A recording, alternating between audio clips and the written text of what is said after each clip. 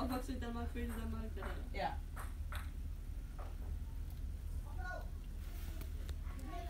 Men har du så stadig familie der? Hvor? I Pakistan? Ja. Så I er tit der? Nej. Nej. Vi er ligeglade med dem. Nå. Hvorfor? Fordi billetter koster alt for meget. Nej, men det er også nu efter corona, og efter at det er blevet åbnet op igen, det er blevet så dyrt. Så dyrt. 10.000 for en person? Koster det det? Nej. Det er tæt på. Over 5.000 for en person. Hvor lang tid tager det at flytte derhen? 9 timer. Nogle gange 9 timer. 9 timer mere end 9. Sidste gang tog det 9 timer. Ja. Hvornår sidste gang I har været der så? 2019. Er det rigtigt? Ja. Er meget jeres familie i Danmark, eller er der meget mest? Vi har ikke andet familie i Danmark. Vi har kun... Det er kun jer, der er flyttet til Danmark? Ja. Hvornår gør I det?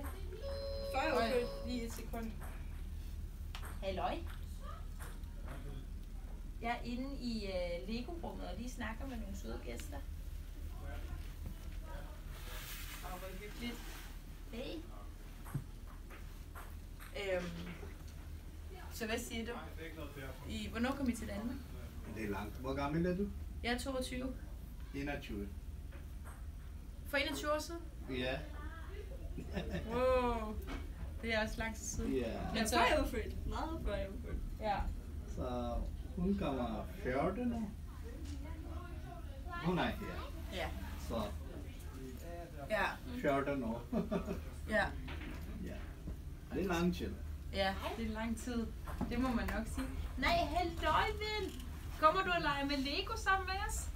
Vi mangler nogen, der vil lege med Lego. Ja, skal du lege det? Nogen, der gerne vil synge. Øj, kan du godt... Nej, hvem har du fået der?